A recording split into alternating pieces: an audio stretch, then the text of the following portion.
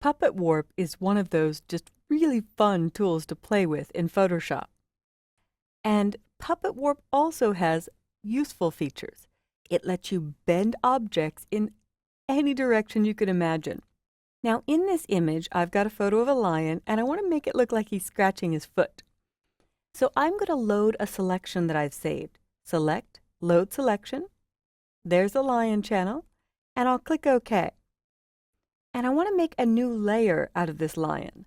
So I will choose Layer, New, Layer via Copy. But I'm more likely to hit Command J or Control J to jump to a new layer. That's how I remember the shortcut. I'll hide the background and name Layer 1 Lion.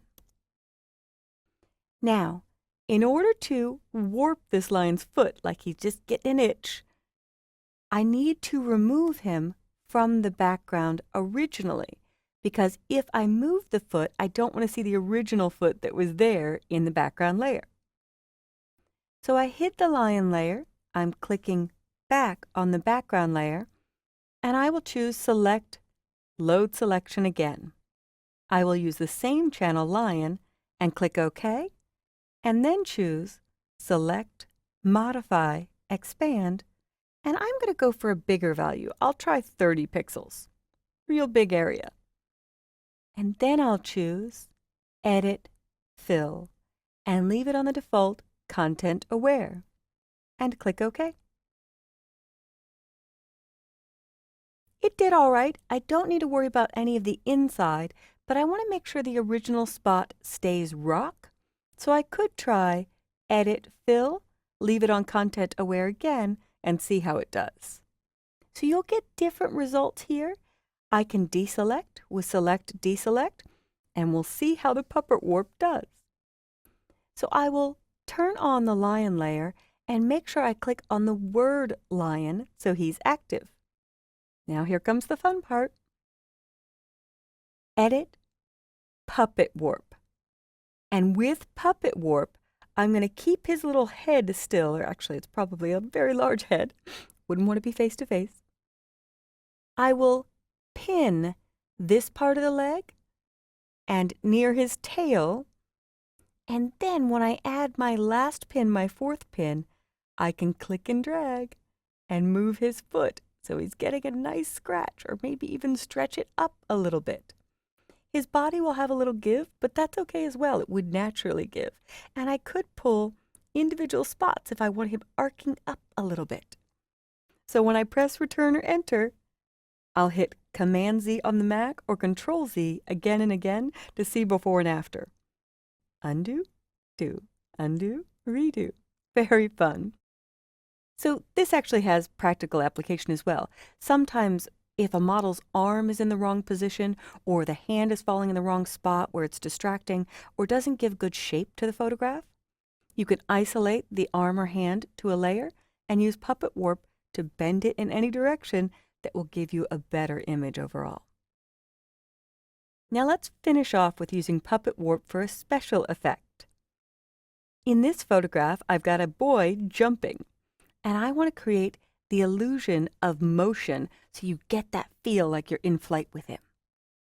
So I've already isolated the boy to his own layer, and you're on the boy 1. And what I'm going to do is move this down a little bit. Now he's still in the original, and that's okay. I'm going to pull both of his arms down like they're rising up until they land in the spot he was originally photographed in. So I will choose Edit, Puppet Warp, and I will zoom in with Command plus or Control plus, and I'm going to put some pins on his knees so that they stay still. I'll pin the top of his wrist and his shoulder, and I can pull straight down, and there it goes. And his body moves a little bit with it, but that's okay. This is a special effect. So now I'll pin this shoulder and move this hand down, as if he hasn't risen up yet. You could add more pins if you want more movement in individual spots, but I'm happy with that.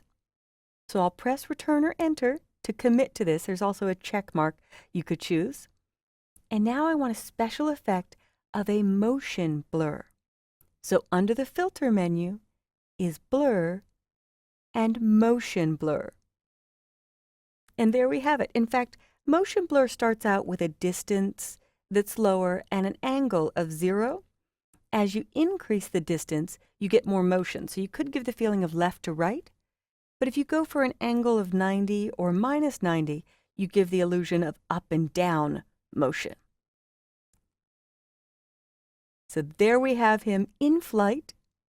I'll click OK, and with my Move tool, maybe move it a little bit closer to where he originally was.